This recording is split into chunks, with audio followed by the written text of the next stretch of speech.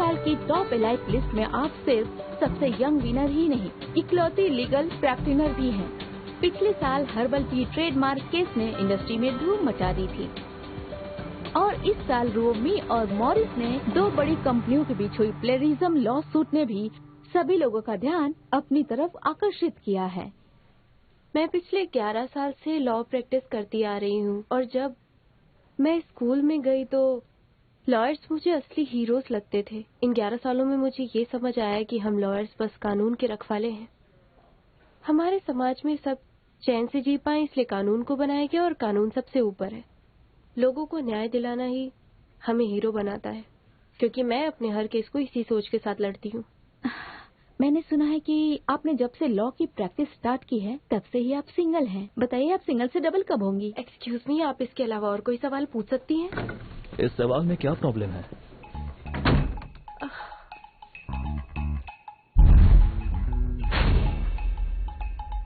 ओह mister लू, मैंने पूरी स्क्रिप्ट चेक कर ली है, लाइटिंग भी ठीक है। ऊपर से फाइल लेकर आती हूँ। सुनिए, साउंड क्लियर नहीं है, आप हमारे लिए माइक पकड़ लेंगे प्लीज? मैं भी एक लॉयर हूँ, मुझे बहुत काम है। लॉयर नहीं, प्यारा लीगल का हो। तुम्हारा बॉस कौन है? मुझसे ज्यादा तुम बिजी हो।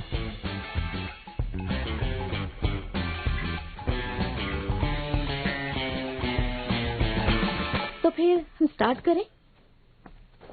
मिस्टर लो, कांग्रेचुलेशन। इस साल के टॉप 10 एलाइट के लिस्ट में आप सबसे यंग विनर ही नहीं बल्कि इकलौते लीगल प्रैक्टिनर भी हैं। पिछले साल हर्बल टी ट्रेडमार्क केस ने इंडस्ट्री में धूम मचा दी थी और इस साल रोमी और मॉरिस ने भी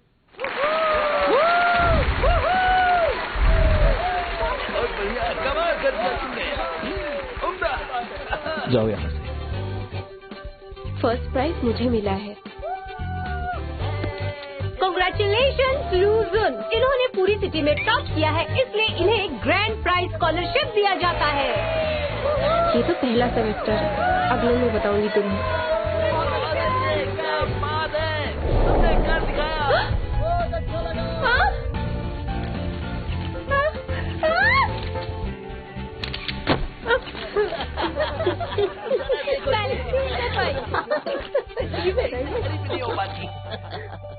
तुम्हें तो मैं बताऊंगी। उस वक्त मुझे मेरे फ्यूचर पर पूरा यकीन था, सब कुछ प्लान कर लिया था मैंने। फर्स्ट ईयर में स्टूडेंट काउंसिल और डिबेट टीम ज्वाइन करना, सेकेंड ईयर में बेस्ट स्टूडेंट का अवार्ड मिलना, थर्ड ईयर में इंटरनेशनल जर्नल्स में अपने पेपर्स पब्लिश करना और फोर्थ ईयर में एक अच्छी लॉ कंपनी में इंटर्नशिप करना, साथ में पीजी करते हुए प्रमोशन भी पा लेना, 11 साल की मेहनत के बाद एक अच्छी पोजीशन पा लेना। भगवान, मुझे इतनी बड़ी सजा क्यों दी? शियानवी, तुम अब किसके ऑर्डर का इंतजार कर रही हो? उतार भी दो। हाँ, लेकिन मैं क्या उतारूं? तुम्हारे रिंग से माइक में प्रॉब्लम आ रही है। मिस्टर लू तुम्हें इसे उतारने के लिए कह रहे हैं। तो ये बोलिए ना।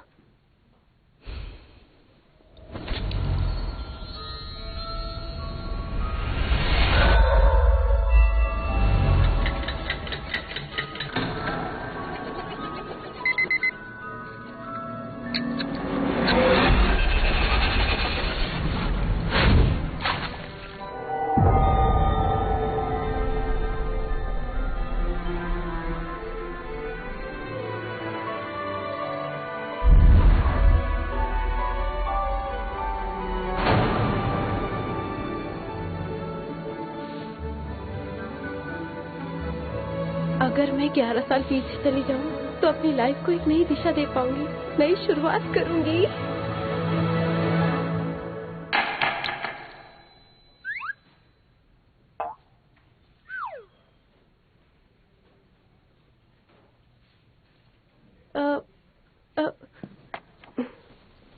अब इसके लिए माफी चाहती हूँ, सॉरी।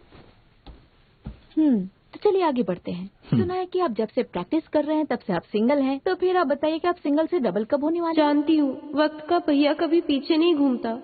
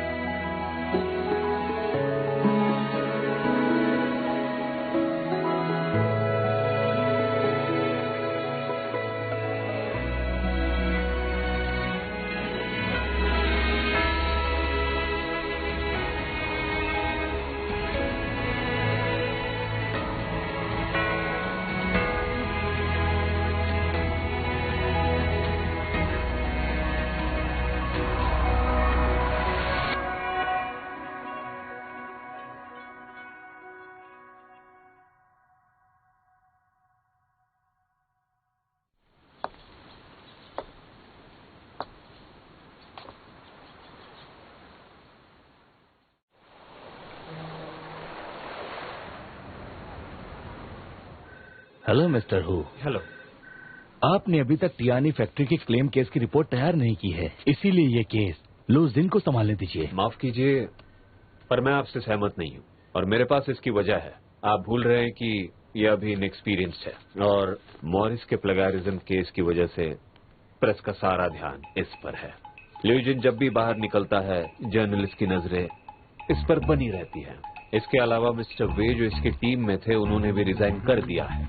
ये रहा उनका रेजिग्नेशन लेटर। इसलिए मेरा ये मानना है कि इसे जो केस मिला है उस पर फोकस करना चाहिए, ना कि किसी नए केस पर। मुझे यकीन है कि बाकी के लोग भी मुझसे सहमत होंगे। आपको बताना चाहूंगा कि कोर्ट में एविडेंस जमा कर दिए हैं। मैं ये केस मिस्टर वी के बिना भी जीत जाऊंगा। पर मिस्टर वू, मेरे ख्याल से आपका बहुत बड़ा नुकसान हो चुका है। क्या मतलब है? सुना है कि टियान ये फैक्ट्री इस मामले को कोर्ट में नहीं ले जाना चाहती है। मेरा नफा नुकसान छोड़ो, अपने आप पर ध्यान दो। अगर कभी लॉ छोड़नी पड़ जाए तो इससे पैसे कमा सकते हो। एक्सक्यूज मी, आप लोग मीटिंग जारी रखिए, मुझे किसी जरूरी काम से जाना पड़ रहा है। लुई जिन, वैसे देखा जाए तो तुमने मिस्टर हु की मदद की है, पर यही बात तुम किसी और अंदाज में कह सकते थे। जिस दिन मैं कोई केस हार जाऊंगा ना, मेरा ये एटीट्यूड भी बदल जाएगा। फिर तो ये कभी नहीं होगा। मैं आज तक एक भी पेटेंट इन्फ्रिंजमेंट केस हारा नहीं हूँ। मॉरिस केस की फिक्र मत कीजिए, वो सब मैं संभाल लूंगा। कोर्ट को हमारे एविडेंस आइडेंटिफाई करने दीजिए। ठीक है। एक और बात, इस क्वार्टर की फाइनेंशियल रिटर्न्स पिछले क्वार्टर से बहुत ज्यादा ड्रॉप हुई है, इसलिए जितने भी छोटे टारगेट्स हैं उन्हें कुछ दिनों के लिए साइड कर दीजिए। सिर्फ हाई रिटर्न्स रेट वाली केसेस पर फोकस कीजिए। तो चलिए अब मीटिंग शुरू करते हैं।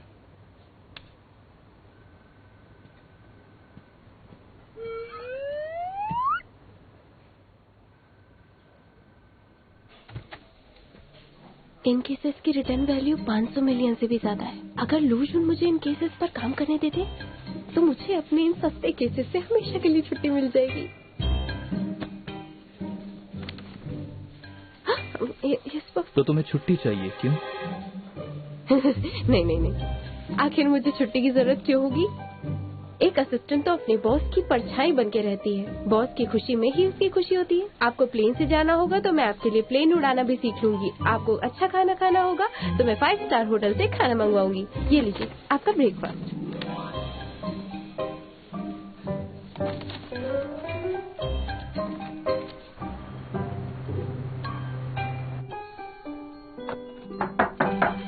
कम इन।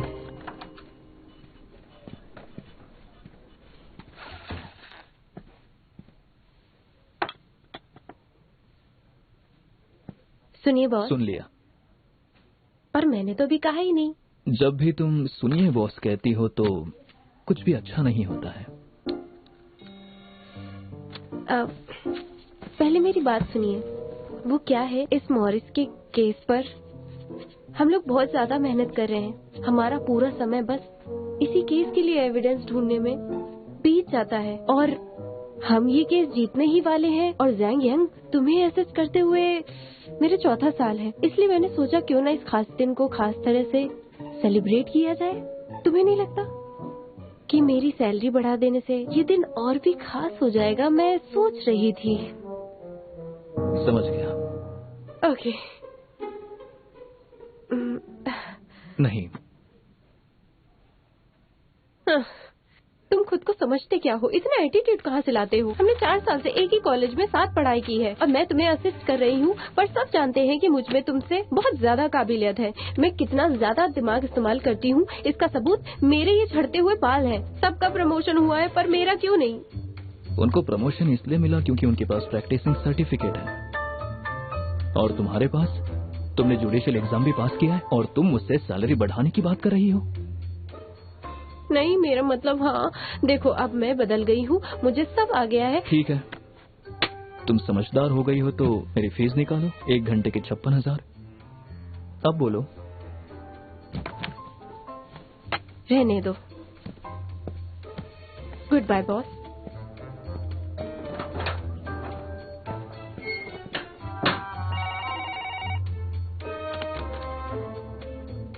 हाँ, कनेक्ट करो। जी बोलिए। तुम्हें बस मुझे बुली करना आता है। तुम बहुत ही खड़ूस बॉस हो, लेकिन देखना एक दिन मेरा भी टाइम आएगा और तब मैं तुम्हारे मुंह पे वो तुम्हारा टाइमर मारूंगी, याद रखना। शियानवी, तुम्हें मेरे साथ कोर्ट चलना होगा अभी। हाँ?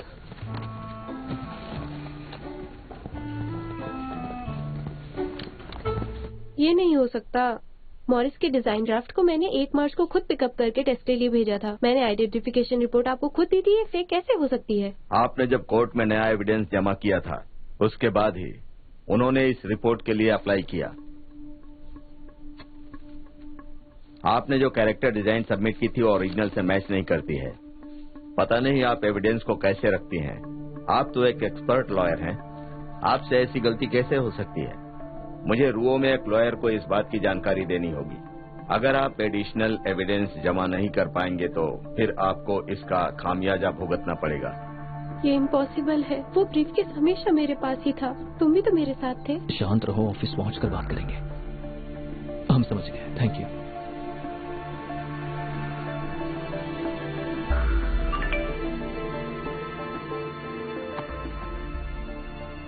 मिस कियान, आपकी डिलीवरी दरवाजे पर रख दी गई है।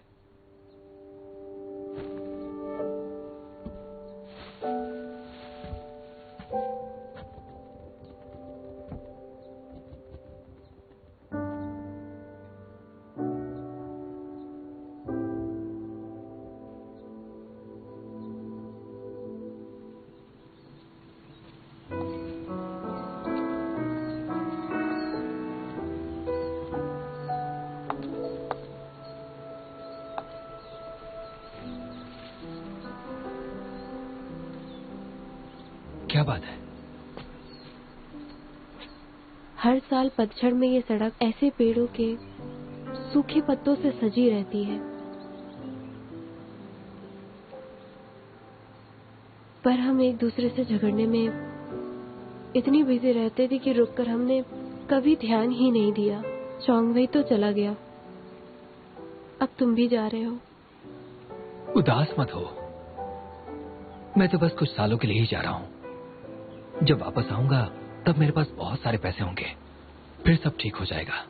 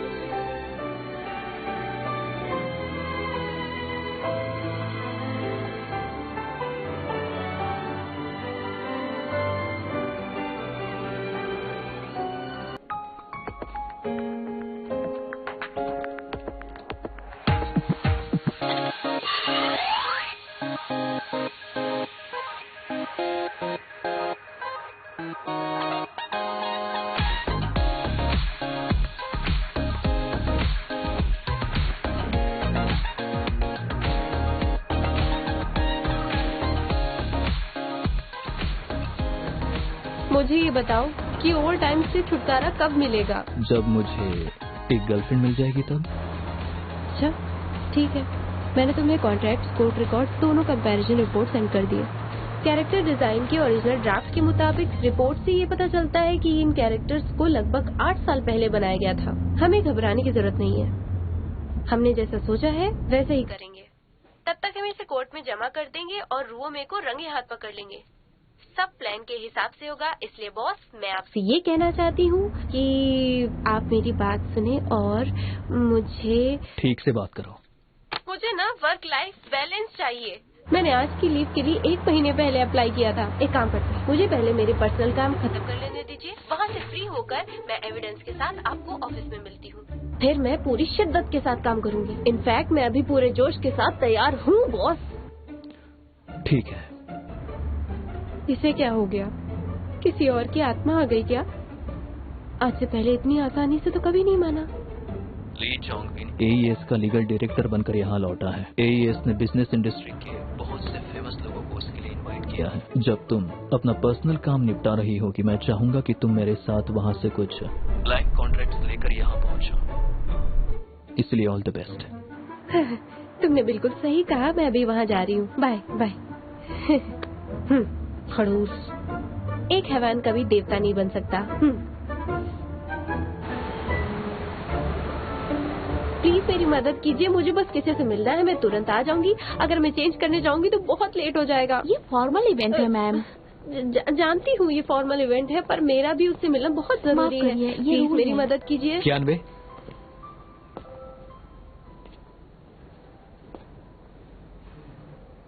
हाँ, कितने सालों बाद मिल रहे हैं। बहुत साल हो गए। सुनिए, ये लड़की मेरी गेस्ट है। इन्हें फॉर्मल कपड़े पहनने होंगे, यहाँ का रूल है सबके लिए। कोई बात नहीं, ये काम करते हैं, तुम अंदर जाओ, मैं ये पास की मॉल से कपड़े ले एक आऊंगी। मिनट रुको, यही आपका रूल है ना? ठीक है।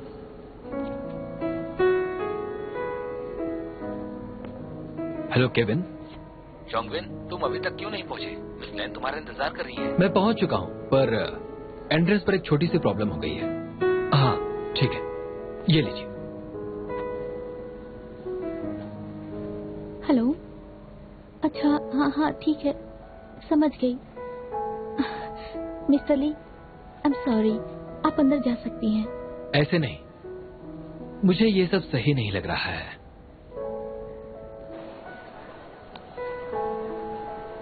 मैं ऐसी पार्टी तो बस एक ही बार अटेंड करूंगी। तुम्हें जूतों पर इतने पैसे खर्च करने की जरूरत नहीं थी। तुम आज तक बिल्कुल भी नहीं बदली। आज भी तुम्हें हाई हील्स नहीं पसंद? पर तुम तो बहुत ज्यादा ही बदल गए हो। क्या? सच में? चोंगविन, हाँ, तुम अभी तक यही हो? मिस लैन तुम्हें ढूंढ रही है। दरअसल मैं फिलहाल किसी के साथ हूँ। अगर उन्हें कुछ भी चाहिए तो स्टेज से अनाउंस कर सकती हैं। नहीं नहीं ठीक है, तुम्हें जाना चाहिए, मैं बिल्कुल ठीक हूँ। मेरे लिए और मुश्किल मत खड़ी करो। क्या ये जैंगलिंग फर्म की लॉयर है? हेलो, मेरा नाम कोएन बाई है। मैं ज्यादातर सिविल लॉ सूट हैंडल करती हूँ। क्या आपका कोई मैरिटल या प्रॉपर्टी डिस्प्यूट है, या फिर आपकी कार का एक्सीडेंट हुआ हो तो मैं आपकी मदद कर सकती हूँ। ली चोंगवेन, ये बताओ कि तुम करना क्या चाहते हो? आज रात यहाँ हमारे ग्रुप के न जाने कितने इन्वेस्टर्स और शेयर होल्डर्स आए हैं। इसके बारे में मिस लैन को पता चल गया तो?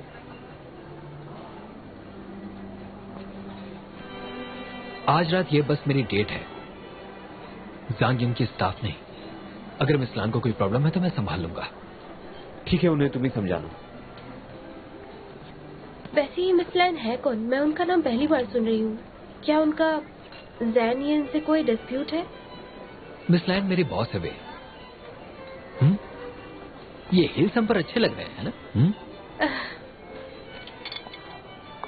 तुम्हें मेरे साथ ऐसे डिनर्स अटेंड करते रहने चाहिए, फिर तुम्हें हिल्स पहनने की आदत हो जाएगी। लोग ऐसी पार्टीज में क्या सिर्फ क्लाइंट्स को सॉलिसिट करने आते हैं? अगर तुम चाहो तो कुछ लोगों से मिलवा सकता हूँ। लाओ मुझे दे दो, लाओ मुझे दे दो। मैं रख लूंगा, तुम खाना खाओ। नहीं ठीक है, मैं संभाल लूंगा। लाओ मुझे दे दो। एक्चुअली उस बैग में एविडेंस है।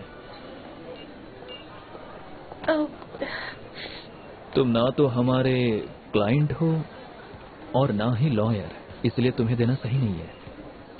लुनजिन, ज़ियानिंग के पार्टनर बनने के लिए मैं तुम्हें कांग्रेचुलेट नहीं कर पाया, और आज तुम सामने हो।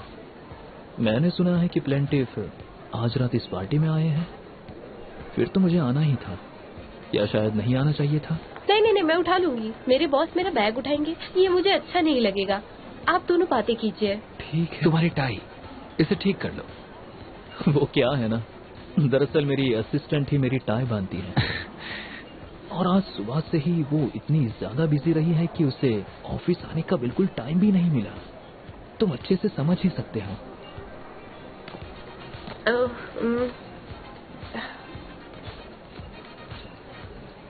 सुना है मॉरिस और रुओ में केस की ट्रायल जल्दी ही शुरू होगी।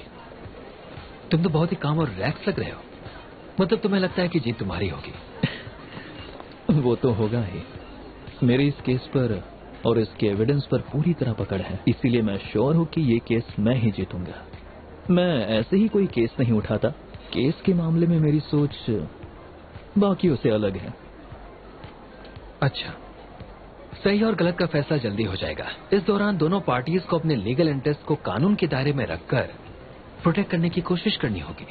प्रैक्टिस शुरू करने के बाद लेक्चरर ने सबसे पहले यही बात समझाई थी, हर लॉयर को कानून का रक्षक बनना है, बट हम जैसों के लिए ये मायने नहीं रखती। बॉस, आपको भूख लगी होगी। जब भूख लगती है तो इंसान स्थिर नहीं रह पाता, खुद पर कंट्रोल नहीं रहता। तो आप कुछ खा लीजिए।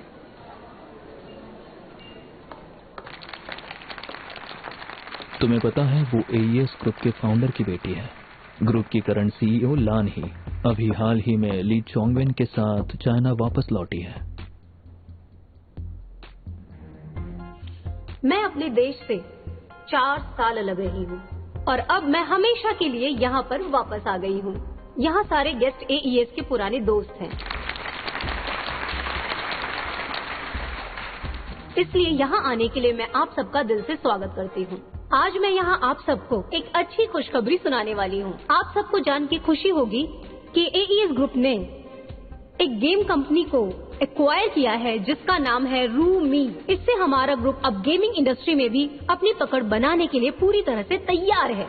मैं जानती हूँ कि आप लोग ये सोच रहे होंगे कि रूमी ने तो हाल ही में मॉरिस के खिलाफ एक लॉ सूट फाइल किया है, इसलिए तो हमने रूमी के लिए सबसे अच्छी स्ट्रेटेजी ढूंढ निकाली है। तो स्वागत करते हैं AES के नए लीगल डायरेक्टर मिस्टर ली चोंगवेन का।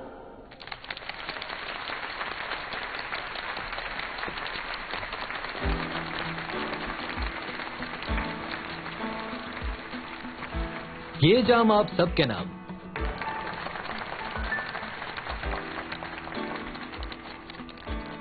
जिन्हें नहीं पता है उन्हें मैं ये बता देती हूँ कि मॉरिस ने जिन लॉयर्स को हायर किया है वो चोंगवेन के जूनियर्स हैं और वो इस वक्त हमारे बीच मौजूद हैं। मैं आप सबके सामने उन्हें गुडविल के तौर पर एक ऑफर देना चाहती हूँ।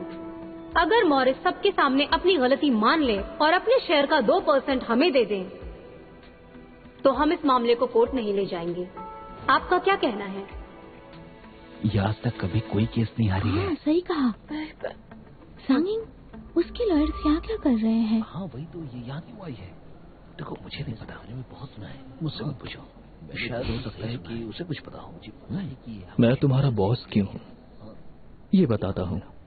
ये बहुत अच्छी लॉयर है। हेलो एवरीवन, दरअसल मैं मॉरिस केस का लीड लॉयर हूँ, लूशियन। 5 साल पहले रूओमी ने अपना पहला इकलौता गेम लॉन्च किया था। नकल करने की वजह से एक विदेशी कंपनी ने उस पर प्लेगरिज्म का एक गंदा इल्जाम लगाया था। इन पूरे 5 सालों में रूओमी को बहुत बार कोर्ट भेजा गया, फिर भी उसकी रेपुटेशन बढ़ती ही गई क्योंकि वो लगातार नए गेम बनाती गई। पर इस बार रूओमी ने मॉरिस पर इल्जाम लगाया है। क्या आपको पता है, रूओमी की फाउंडिंग शेयर होल्डर ने कभी कहा था कि पब्लिसिटी ही सब कुछ है। लोशन, तुम कंपनी को डिफेम कर रहे हो। अगर ऐसी बात है तो डिफेमेशन लेटर भेज देना। आज तक मैंने लूज उनके जितने भी केसेस लिए हैं सोच समझ कर लिए हैं और मैं कोई केस नहीं हारा हूं, और ये केस भी मैं ही जीतूंगा, समझे?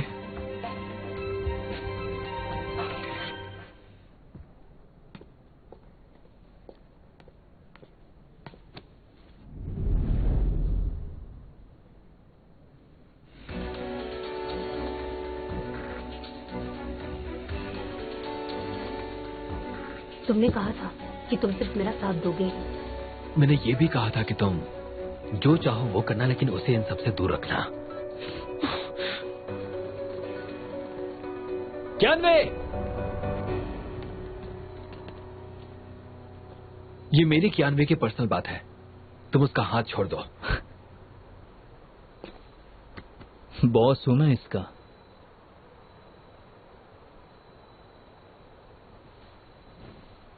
मुझे जाने दो।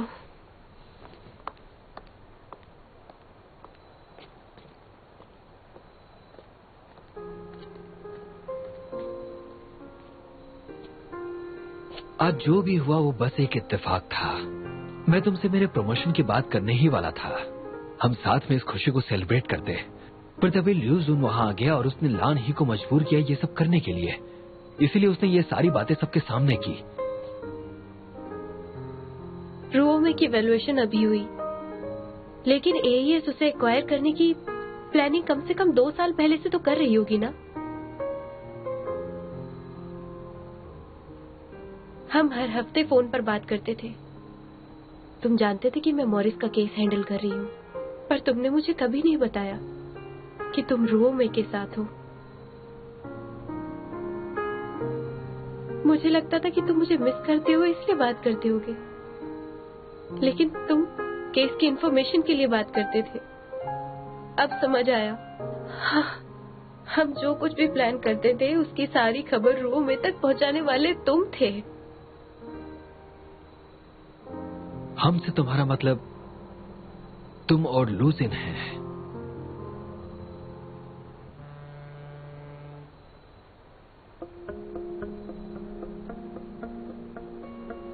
तुम और मैं एक हैं। तुम्हें क्या लगता है इतने सालों से मैं किस लिए मेहनत कर रहा हूं? मैं तुम्हारे पास आने की कोशिश कर रहा हूं। अभी भी मैं ही आया। देखो मैं तुम्हारे साथ हूं, क्या ये काफी नहीं है? तुम इतने सालों मेरा इस्तेमाल करते रहे और अभी अचानक मेरे साथ होने की बात कर रहे हो तुम? मिस्टर ली, मुझे ही बता दीजिए, ये एविडेंस जो मेरे हाथ में है, अगर मैं आपको दे दूं तो मिस लैन आपको क्या देंगी बताइए? नाम शोहरत देंगी वो आपको, हाँ? या आपके सपने पूरे कर देंगी वो? चुप क्यों हो? मैं एईएस का लीगल डायरेक्टर हूं। एईएस कौन सी कंपनी एक्वायर करती है ये मैं नहीं जानता। अभी इस वक्त मेरे दिमाग में सिर्फ एक बात चल रही है कि कैसे मैं तुम्हें एक अच्छी जिंदगी दूं और हमेशा तुम्हारे साथ अपनी जिंदगी बिताऊं।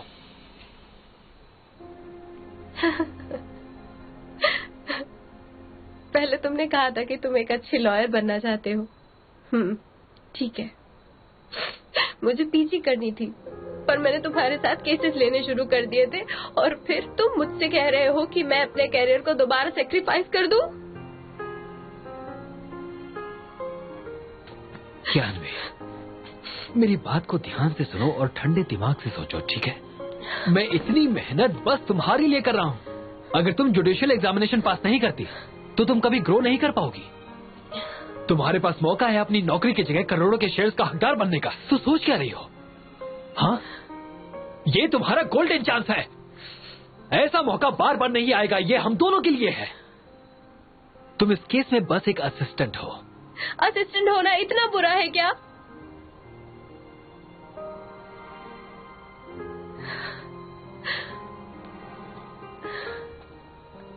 मुझे कुछ काम है, हमें अब चलना होगा।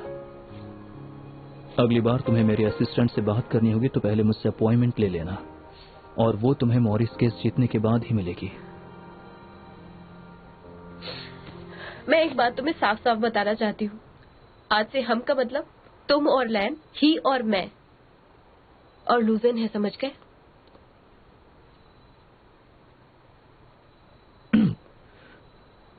ये कब हुआ? बस काम के लिए। ओह, सिर्फ काम के लिए। तुम खुद को बहुत स्मार्ट समझते हो ना? मेरे लिए ये जूते खरीद कर तुम खुद को कूल समझ रहे थे ना? तुम्हें हील्स पसंद है और मुझे नफरत है।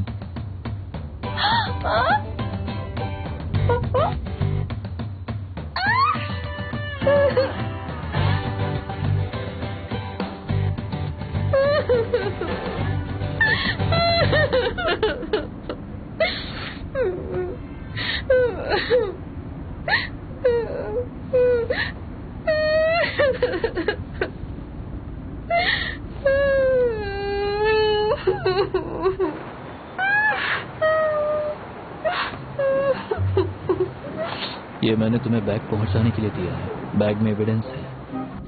तुम इंसान तो नहीं हो। मैं 4 साल से तुम्हारे लिए काम कर रही हूँ। मेरे एक्स बॉयफ्रेंड के सामने तो थोड़ी इंसानियत दिखाते थे तुमने मुझे बचाने की जगह एविडेंस को बचाया। देखो, मैं तुम्हारा बॉस हूँ, बॉयफ्रेंड नहीं। फिर मैं तुम्हें कैसे बचाता?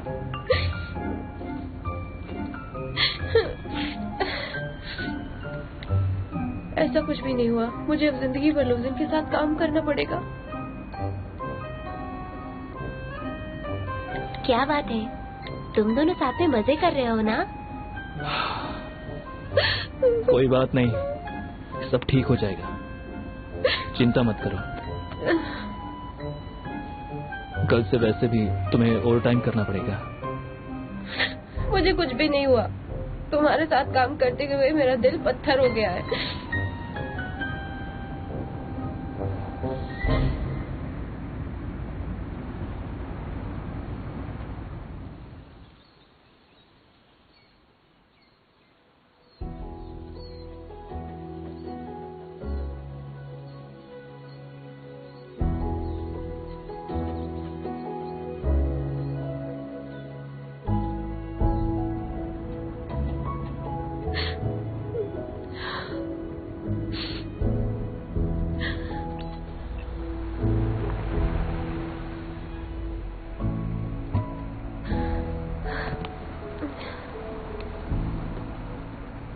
कैसे हो तुम? मैं इतने मुश्किल दौर से गुजर रही हूँ और तुम मुझसे शूज साफ करवा रहे हो। ये तुम्हारे लिए है, पहन लो।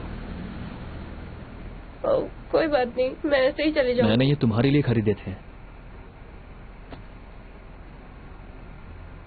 तुम्हें इतनी फिक्र क्यों है? तुम गलत समझ रही हो।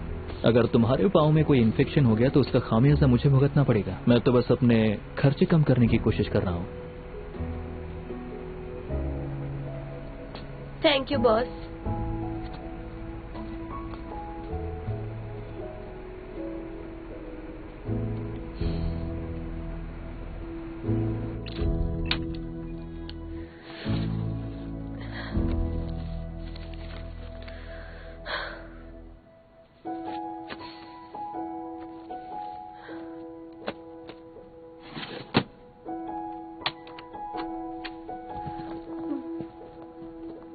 मिस्टर वाई, क्या आप मेरे साथ चलना चाहेंगे? हम टैक्सी शेयर कर सकते हैं। मुझे बहुत सारा काम है, मैं शायद आज रात यहीं पर सोऊंगा। अच्छा ठीक है, मैं चलती हूँ। Good night. हाँ, गुड नाइट।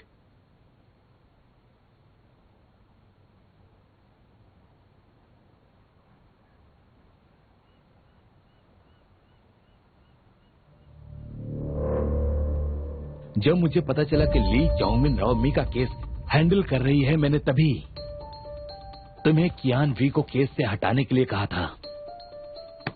मैं शियान वी को जानता हूँ, वो काम के मामले में मुझे कभी धोखा नहीं देगी। उस रात की सिक्योरिटी फुटेज भी डिलीट कर दी गई है। बिना सबूत के तुम उस पर यकीन कैसे कर सकते हो? क्या तुम ये प्रूव कर सकते हो कि मिस्टर वी ने रिजाइन करने से पहले चोरी की है? वो 2 हफ्तों से वापस नहीं आया है। अब बताओ तुम उसे कहाँ पर ढूंढोगे? बताओ मुझे। जो केस हम लगभग जीत चुके थे, अब वो हार रहे हैं। हम लोग क्या कर सकते हैं? देखिए, एक प्रॉब्लम के बहुत सारे सॉल्यूशंस हो सकते हैं। तुम चाहे कुछ भी कर लो, पर हम इस प्रॉब्लम से बाहर नहीं निकल सकते। गेम पेज और कैरेक्टर का ओरिजिनल एविडेंस कहाँ से लाएंगे? तो नए एविडेंस मैं ढूंढ लूंगा और इसकी गारंटी मैं देता हूँ। लूसिन, तुम ये सब कैसे करोगे? हाँ, चलो बताओ, तुम आखिर कब तक मुझे नया एविडेंस ला कर दोगे? बताओ मुझे, अरे बताओ ना। तुम तो जानते हो कि दूसरी हेयरिंग तक कोर्ट मोरिस के सारे एसेट्स फ्रीज कर लेगा। मुझे तुम्हें ये सब बताने की जरूरत तो नहीं है। तुम एक लॉसूट 3 साल तक तो लड़ सकते हो, पर क्या क्लाइंट ये सब कर सकता है? तुम्हें पता है ना कि हमने एक बहुत ही इम्पोर्टेंट एविडेंस को खो दिया है। अब हम क्लाइंट को क्या कहेंगे? किसी को कुछ भी कहने की जरूरत नहीं है। मैं लीड लॉयर हूँ, समझे? इन सब की जिम्मेदारी मैं अपने सर पर लेता हूँ, मेरी गलती है। लो सुन, तुम इसकी जिम्मेदारी तो अपने सर पर ले लोगे, पर उसका अंजाम क्या होगा तुम जानते हो? जैंगिंग ऐसे पार्टनर को साथ में क्यों रखेगा जो अपने क्लाइंट का भरोसा नहीं जीत सकते?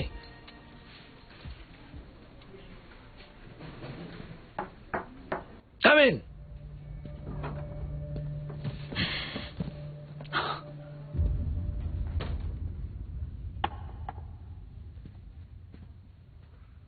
ये सब मेरी वजह से हुआ है। मैं ही ट्रायल से पहले एविडेंस को ना रिसीव कर पाई और ना ही सेफ रख पाई। मुझे रिजाइन देना चाहिए, लेकिन मैं कसम खाती हूँ मैंने किसी के साथ धोखा नहीं किया। मैं चलती हूँ। मैं तुम्हारा बॉस हूँ, तुम मुझे पूछे बिना रिजाइन नहीं कर सकती। मैं एक लीगल असिस्टेंट हूँ जिसने नेशनल जुडिकल एग्जामिनेशन पास किया। मुझे नहीं लगता कि मैं इस काम के लायक हूँ।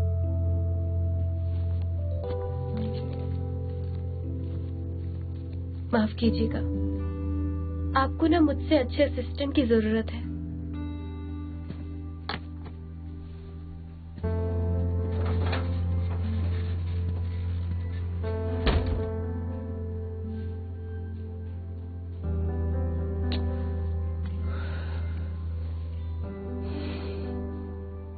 आपको गुस्सा नहीं करना था, आप मुझ पर चिल्ला सकते हैं। उसने सारी बातें सुन ली और उसको इस बात का बहुत बुरा भी लगा होगा। ये ऑफिस बहुत छोटा है और यहाँ की आवाज बाहर भी जाती है। मुझे क्या पता, वो बाहर ही खड़ी है। आप चिल्ला रहे थे, उसे सब सुनाई दे रहा था। हाँ ठीक है ठीक है ठीक है, वैसे भी मैं जा रहा हूँ। आप कहाँ जा रहे हैं? ये आपका ऑफिस है। ओह हाँ, मैं निकलता हूँ।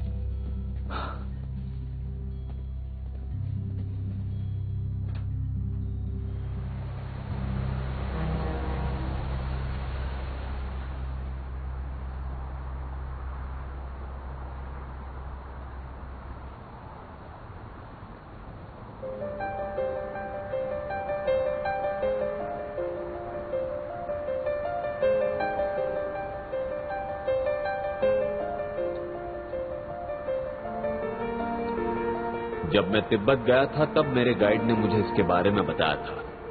मैंने बहुत पैसे खर्च करके इसे खरीदा था। उसने कहा था कि जब कभी जिंदगी तुम्हारे हिसाब से ना चले तब इसे घुमा देना, तुम्हारा वक्त बदल जाएगा और सब कुछ सही हो जाएगा। तुम बिल्कुल चिंता मत करो। झूठ बोला आपने, जिंदगी अपनी मर्जी से ही चलती है। पर मैं पूरे यकीन के साथ कह सकता हूँ,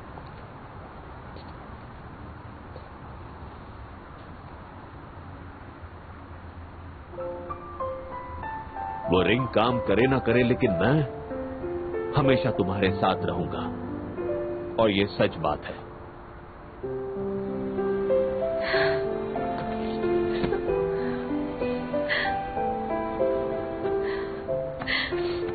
मैंने आपको बहुत मिस किया। मैं जब छोटी थी तब से एक कामयाब लॉयर बनने का सपना देखती थी और अब मेरी हालत देखिए। मैं अब भी लोगों की मदद करना चाहती हूँ पर मैं खुद मुसीबत में फंस गई।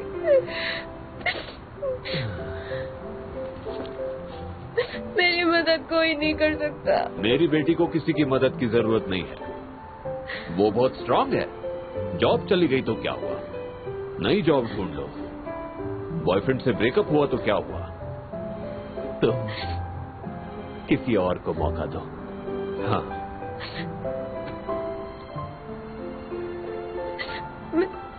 मैं सब फिर से कैसे शुरू करूं? 28 साल की हो गई हूँ, कैसे अपनी जिंदगी बदल लूं मैं? बताइए मुझे।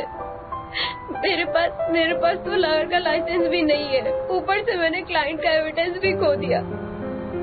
काश मैं पढ़ाई पर फोकस करती, काश मैं लूज उनसे हमेशा दूर रहती, काश मैं आपके साथ ज्यादा समय बिताती।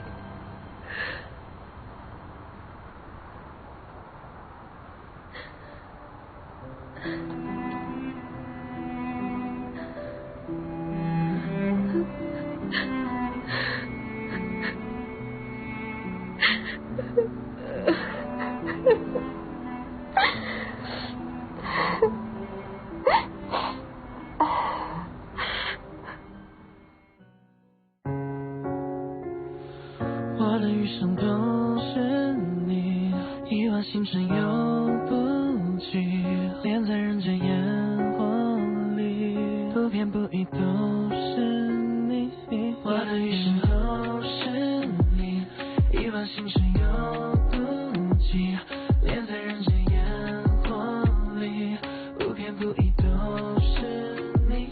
我的余生都是你，一往情深又恋在人间烟火里，不偏不倚都是你。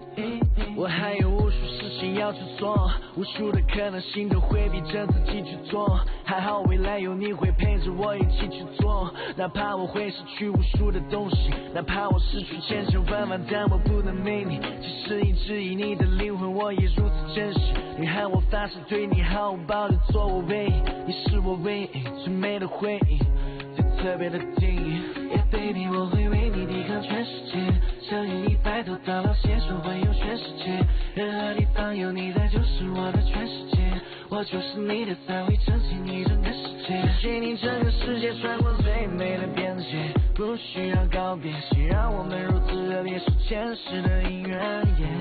躺在闪烁自然的星空，我将你融入我的怀中，我的余生都是你，一往情深永不尽，连在人间烟火里，不偏不倚都是你。I got a crush on you, baby. I can hide it on that feeling. 还需要我再好不够你知道 how much I love you， 余生都是你。I got